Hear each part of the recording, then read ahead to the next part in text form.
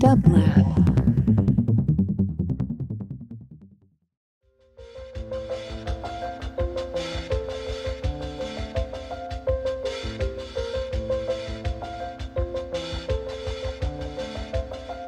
Welcome to the Quarantine Tapes, a daily podcast from Onassis LA and DUBLAB. Hosted by Paul Holdengräber, this series chronicles shifting paradigms in the era of social distancing.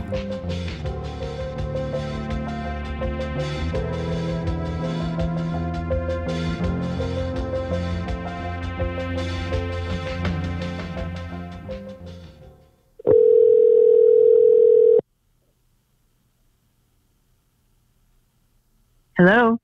Hello, can I please speak with Maira Kalman? This is Maira.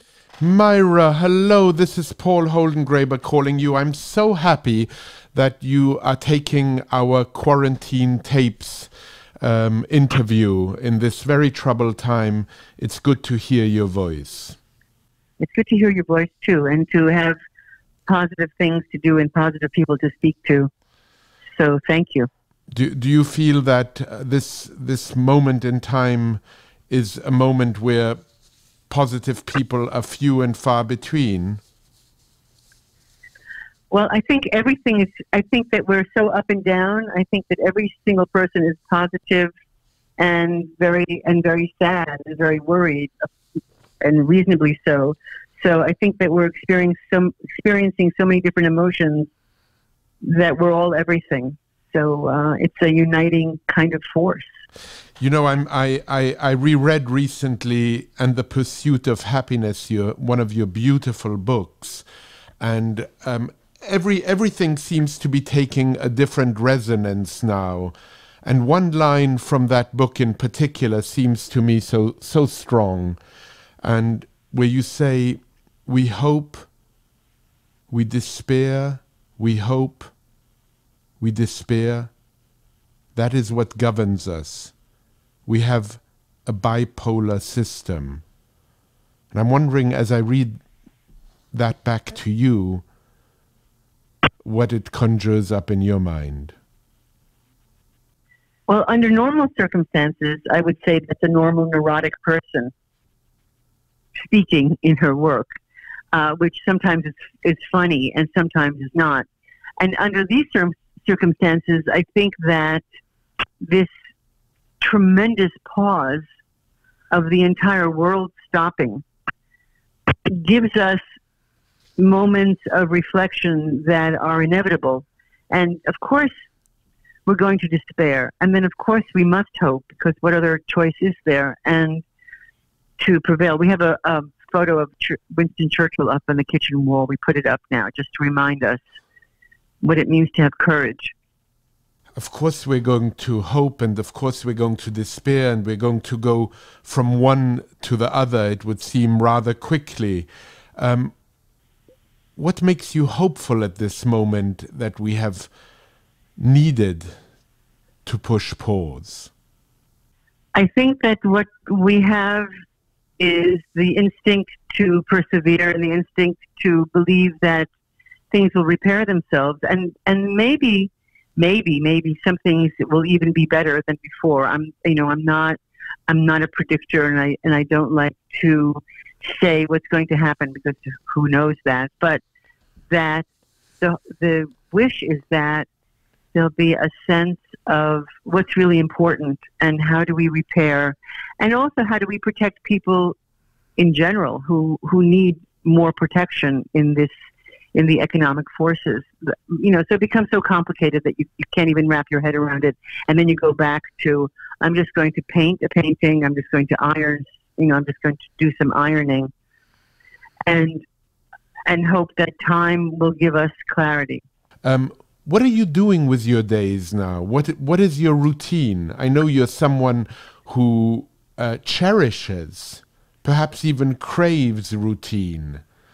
In the Principles of Uncertainty, you have this wonderful line where you say, if you are ever bored or blue, stand on the street corner for half an hour. Well, now the street corner is no longer a real possibility. So where do you stand? Well, I don't stand, I walk. And what I am doing every day is trying to maintain some kind of schedule, allowing for the fact that things will fall away sometimes. So I do get up in the morning and drink coffee and read the obits online. And I do go for a walk down the road, and I'm not looking at very many people, but I am looking at trees and streams, and I'm really fortunate to be out of the city. And so I'm looking at nature, which restores you and revives you in every way. There's it's snowing, it's fiercely snowing now. There's a fox outside on the lawn right now, and right now, and there are birds, and so I can take solace in this incredible. The animals don't pay any attention. The animals go on, and the trees don't know, and the trees go on. So I have to think that we'll come out the other side of this and have all of these beautiful things around us. So my schedule is continuing that, walking and painting, writing, and every day I'm doing a painting of something that is very prominent in these days. The quarantine paintings, the quarantine journal. So we're cooking together. I'm really fortunate that I'm with my son and his wife here, who are very kind and lovely people. So we are all working and really are so incredibly grateful that we can all do work from home, because that really keeps you kind of sane. You're all together. I'm really curious what this all together will do for so many people who have not been used to being together. I truly wonder, what will happen in 9 months from now, and which either divorces from 9 months from now, or babies 9 months from now, or murders along the.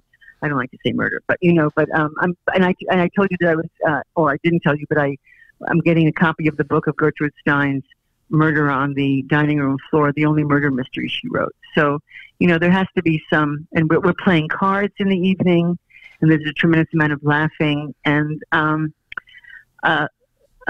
hope that we're just going to continue being able to do what we do, but who knows, day by day. You mentioned Gertrude Stein, and I know that your most recent work has been an illustration of Alice B. Toklar's autobiography, and I'm curious what you think Alice and Gertrude would have made of this moment. Their ability to be both very concerned and very worried about things like, let's say, a war going on around them, and there they are, two gay Jewish women in the south of France going through World War II, and so that's a whole other conversation. But I think that you look at people who have gone through all kinds of traumas, and so they would be very worried, and in a kind of way also very insular, that we have to grow the vegetables in the garden, and we have to make soup, and and embroider. So I've been embroidering. There are good lessons there, that you focus on the moment and you focus on the tasks that are in front of you, and you do them the best that you can. I think that one of the most extraordinary phenomenon of what we're living now is just the level at which it reaches every part of the globe. And in my life, I've never lived something that has affected everyone. Have you? No. I mean, this is what's the extraordinary reach of this, is that we're all in the same situation. Of course, with different aspects and tremendous economic differences for people, what they're going to be dealing with. But there's at least a sense of unity. I don't even know if will that last. Will that be comforting? Is it comforting? I think it is. What do you think? I'm curious, because I think that those kinds of questions, interest me greatly, and I think they inhabit you. Is it comforting that we are all experiencing something together? we're all experiencing something together. What the outcome of it will be, I think that things, as the world goes in waves, and there are great moments of hope and decision making to make things better, and then things go back to normal, and they kind of fall down again, and we kind of get back into our old patterns. So it's human to not be in a crisis mode all the time, and it's human to, when it recedes, to go back to your normal life. What that's going to do afterwards? Will we buy fewer cars? Will we stock more toilet paper? Will we always be worried for the next virus attack or the next something attack? I don't know. I think it's going to be just this mix. Will we be very happy to visit people all over the world? Well, I hope so. If you had to paint a picture of what that hope entails, what you hope your fellow human beings will get from this, and by this I mean also people that are perhaps close to you. It's hard to make predictions for the world as a whole, but maybe this pandemic will make us think differently, or will show perhaps that the system under which we have been operating, the kind of democracy we have been operating under, is, if not coming to an end, at least needs to be thought of in different ways with different priorities. So I'm wondering, when you think of how we might be hopeful in a different way and perhaps live differently, what might that look like to you, Maira? Well, I think that the most essential thing is the personal feeling of, what am I doing with my time, and how am I living life, and how kind am I, and what ways can I be kinder than I wasn't before. And I think that if it grows from the intimate moment of kindness to the immediate group of people around you, then maybe it expands to a bigger group, and there's some political response to that. I'm really bad about politics, and I'm really bad about understanding how these things work, because it's just not my world. But you're not so bad about the human soul. The human soul. The human soul is going to do everything a human soul can possibly do, from really good to really bad. But maybe there'll be a heightened sense of goodness. Maybe we can but hope. There is a line that, I think that everything we read now takes on a different meaning, or a heightened meaning. But there's a line in Pascal, in his Pensées, that really strikes me very strongly now, and I want to read it to you and have you react to it. It's very short, one line. All of humanity's problems stems from man's inability to sit quietly in a room alone. Well, that's brilliant. Good job. Good job. Well done. Good job, Pascal. Good job. Yeah. Good job, Pascal. Keep up the good work. It's so true. That we're all looking at this grand silence that's been and this grand stopping that's been imposed on us, this phenomenal thing. And what I'm saying is, I don't know if I can go back to the old world of being ridiculously busy, or too busy, or very busy, in with what, and with all of the activities. And there's a sense of, if we could know what was wonderful about this, which is stopping and getting through in a healthy way, then maybe that'll influence the way that we think in the future. So I have I have a chair. I'm going to try to sit in it. Taking time. And while you're sitting on the chair, you were saying you're doing paintings, kind of a diary, a quarantine diary, which may become, at some point, I imagine, a book of the paintings of these days, or maybe not. Maybe. We'll see. They're very, there was just one image a day, and it's not that many now, but we'll see how many we get to. What are the images of for the moment? What have you been painting? I'm just curious. I know it's hard to describe, but it would be lovely to know. One is a thing that my son Alex made out of cardboard the first day of our quarantine, which I think is a spectacular thing. It's a reproduction of an invention that we saw in a photograph. So he built it. It's like a 6-foot tall thing. And then the next image is a dream that I had where there was this vast tree with a vast canopy and many people were singing underneath it. The next is a mime that I saw alone in town, walking, carrying a suitcase. And I thought, well, aren't we spared from mimes even in this time? I guess not. But then the next one is a bird building a nest. There's a bird building a nest on the porch. So very small things.